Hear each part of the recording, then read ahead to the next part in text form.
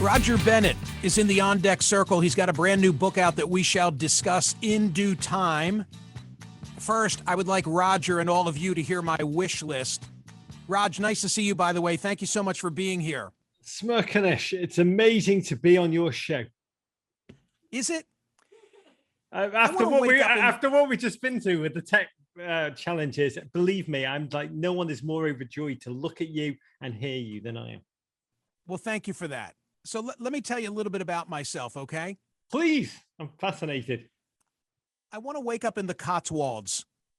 I want to sleep in a room in the Cotswolds that has an open window. Do you? I want to eat clotted cream and jam on my morning muffin. I might go for a walk on the national trails in my wellies. I like listening to all things Pink Floyd, Led Zeppelin, and of course the Beatles from that great city that you abandoned. Sure, I enjoyed House of Cards on American television, Kevin Spacey as Frank Underwood, but I loved To Play the King, the BBC show on which it's based, featuring Ian Richardson as Francis Urquhart. You might remember, you might think so, but I couldn't possibly comment. I want to walk through the streets of Kensington, stop at a pub in Chelsea, en route to watching a match at Stamford Bridge. Please give me a stadium filled with people who sit in their seats until halftime instead of constantly getting up to go to the bathroom. Yeah, I enjoy Nelson DeMille novels, but Jeffrey Archer is no slouch, and man, what a personal story he had. Shall I continue? Give me the food court at Harrods. Allow me a stroll through Hyde Park, particularly on a Sunday afternoon where I can see real free speech led by men on milk crates.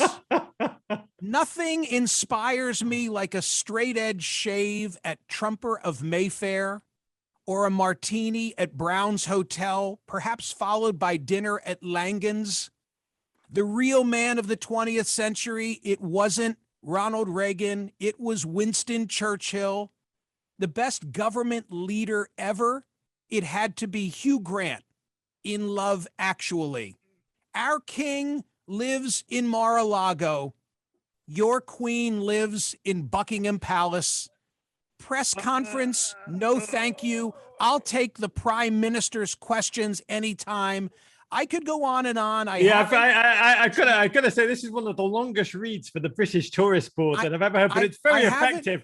Who isn't gonna go on a vacation to just London? Two more. I haven't even mentioned Harry Potter or Leanne Hainsby. Yes. You can have Meghan. I will take Kate. Thank you very much.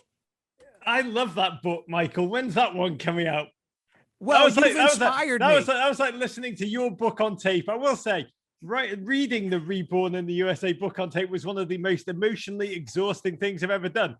And then listening to you narrate your own biography to me on this radio show, to which I'm so honored to be the direct recipient of your English fantasy. Well, essentially, I love you, but my book, Reborn in the USA, which I wrote as a love letter to the United States of America, was written because I grew up in the American, in my mind, English embodied in the 1980s, when I love your ideas about Britain. But yeah, I grew up in Liverpool, a magnificent city, but a city that was rotting, a city that, the north of England. You've watched Billy Elliot. I know you watch it late at night whenever it's on HBO2 After Dark or whatever the hell that network plays it on. And you've seen the coal pit shut down in Newcastle, the steel mills ground to a halt in Sheffield, the cotton mills in Manchester, and Liverpool, this once great port city, in the 1980s had no reason to be anymore. A bit like Baltimore,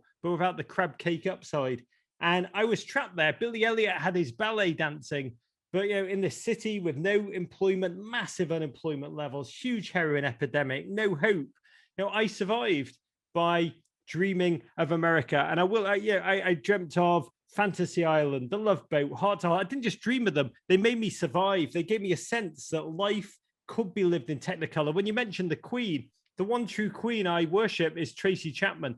She's the one that saved me. Don Johnson, the Chicago Bears, Run DMC. These are. I've not convinced you. In other words, Raj, I've not convinced you that you've made a colossal mistake. All I can say is it's the greatest achievement of my life, as we will discuss, to become an American. And part of the reason, every nation has some great parts.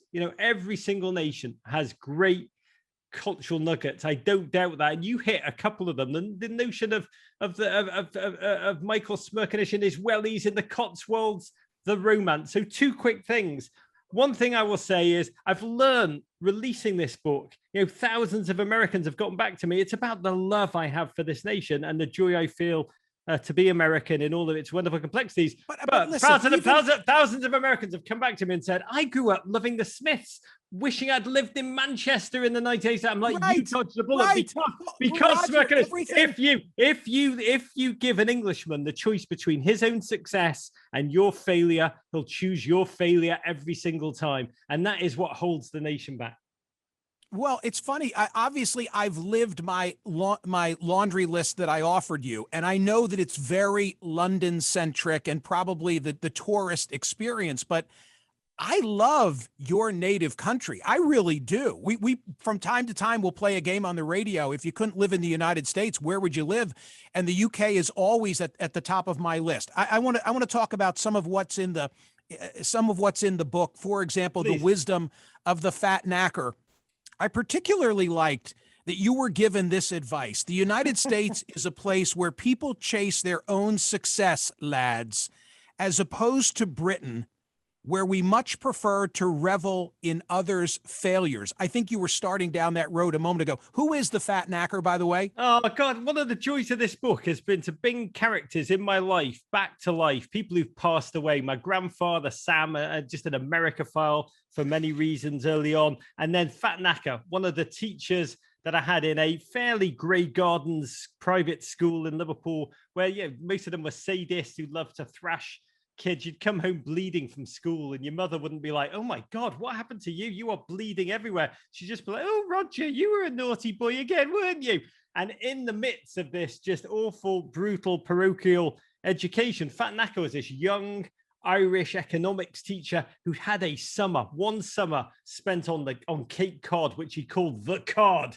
And it opened up his eyes, and he'd come in and he'd teach us how to free think, how to game the system, how to be independent human beings. And he illuminated my life. He didn't teach economics, he taught life. And he'd come in, and I know everybody, I'm sure you did, Michael, had a teacher like this who really knew when to treat you like men and when to treat you like boys. He knew the difference between the two. And his lessons, we're Liverpool people, we're dreamers, we look out to sea, we sense there's more possibilities. And this man, he passed away about 12 years ago. And I wrote to his widow, it's in the back of the book. And I told her about how he saved me, how he filled my head with dreams about America, how he introduced me to Tracey Chapman, amongst others. And she said, one of the saddest parts of a great man passing is you see how quickly his memory evaporates from the world. And she said, I feel like his is leaving already. And I hope in a small part, Michael, this book, because people really have related to him, I hope it brings his memory and honors it in every single way. I had a similar influence, and I'm looking at the photograph. You can see my marked up copy of your book, my notes. But my mentor, David Curtis Amadon Jr., who was a professor of mine when I was an undergraduate, happened to look like your guy, the fat knacker. Similarly, by the way, heavy set, and influenced me in the same kind of a way. Jeff Owen is a guy who seems to have really changed your life. Who was Jeff Owen, and what was the trajectory on which he placed you? Mike, so I was in a dark Liverpool world where there was really just grayness and no possibility. My great-grandfather had landed in Liverpool in the early 1900s. He was a butcher from the Ukraine, headed to New York, to Chicago, ultimately, the hog capital of the world. Who wouldn't want to live there? And the myth of our family is that when the boat docked to refuel in Liverpool, saw the one tall building on the Liverpool skyline, said, we're here, we're in New York, everyone off. And so we were stranded in Liverpool, and our heart as a family, whenever things were dark, we'd always be like, we should have lived there. We should have lived in America. We always felt we should be in Chicago. So I loved and lived through the Chicago Bears Super Bowl winning team, the Chicago Bulls. I was obsessed with this city, the John Hughes movies that I'd never set foot in. And then lo and behold, one day, one summer in the park, a friend of a friend bought a random squat, hairy American kid with his Reebok pumps. He's like, hey, man. I was like, hello, who are you? He goes, I'm Jeff Owen. I'm from Chicago. I'm here in Liverpool for the week. And I wrote to him as a pen pal for an entire year. And at the end of the year, he said to me, why don't you come over, spend the summer here in Chicago in the northern suburbs, the same northern suburbs that John Hughes used as his canvas for Breakfast Club and more. And so, I mean, unbelievably, I'd hardly ever left England before. I flew to Chicago. It was like going to Mars in many ways, but it was also, Michael, as soon as I landed, it also felt so bloody familiar to me from every movie, his living room. When I walked into it, it felt like you could shoot a scene of Heart to Heart there, just boom. It's just, I'd seen it, I'd lived it all before. And so, you know, I came to Chicago and I lived the summer, which you've read in the book. Was very much when Ferris Bueller's Day Off came out, I didn't find it funny at all. It seemed like a documentary of the time I'd spent there. And that was the summer, meeting the Chicago Bears as I did. That was the summer I decided I was going to live. William Perry, the great fridge of the Chicago Bears, whispered in my ear, live your dreams, kid. Live your dreams. I did, and you can too. And I didn't realize you just wanted to get the heck away from a little kid. I thought he was telling me to move, and so I did. Go on, Michael. I love the scene in the book where I guess it's 4:00 in the morning, and the Bears have just landed at O'Hare, and you're there with your buddy. In fact, there's a great photograph of you meeting the fridge. But my favorite part of that whole exchange, before he gives you the advice, live your dreams, be yourself, everything is possible, I rather enjoyed the exchange with Mike Ditka. Paint the picture. What happened? I'm in Chicago. I'm 15. I'm eating Arby's for the first time, the taste of democracy and freedom. I'm going to the Cubs. I'm stealing beers in the bleachers. We're going to the Art Institute of Chicago. We're up the Sears Tower. Everything is as it should be.